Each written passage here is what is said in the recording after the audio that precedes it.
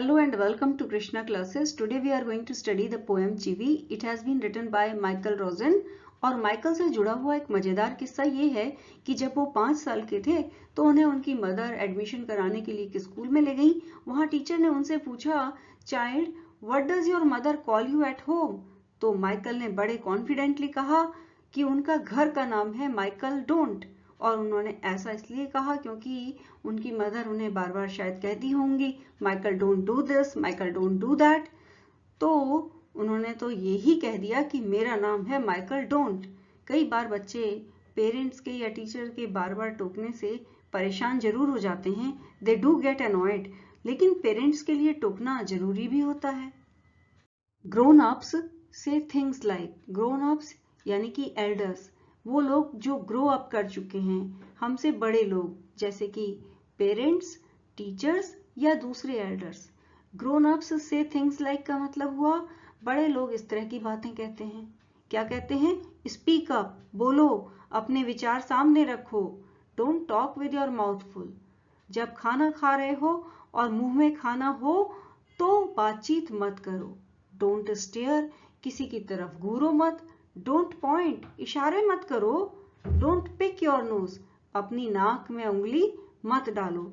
और ये सारे एग्जाम्पल्स हैं चिवी के, या नैग करने के, या बार बार टोकने के।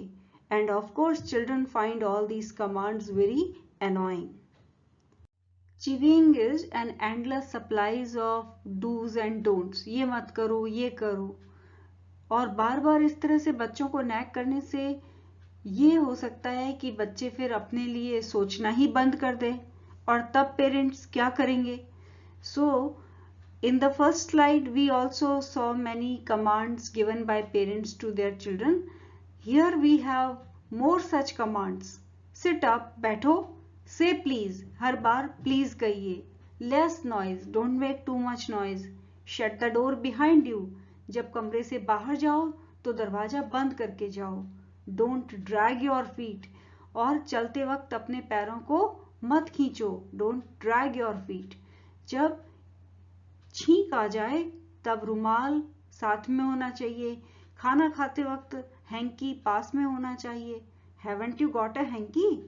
तो ये एक और कमांड है जो पेरेंट्स देते हैं। हैंकी नहीं है क्या तुम्हारे पास? Take your hands out of your pocket, और अपने हाथों को जेब में डाल करके मत खड़े रहो। Take your hands out of your pockets. इस तरह की कमांड्स भी पोएट के अकॉर्डिंग पेरेंट्स अपने बच्चों को लगातार देते रहते हैं। And these commands can be very annoying as far as the children are concerned. In this stanza also the poet continues the theme of chivying or giving commands by the grown-ups. बार बार बड़े लोग बच्चों को command देते हैं, कहते हैं pull your socks up, अपने मोजे ऊपर खींचो।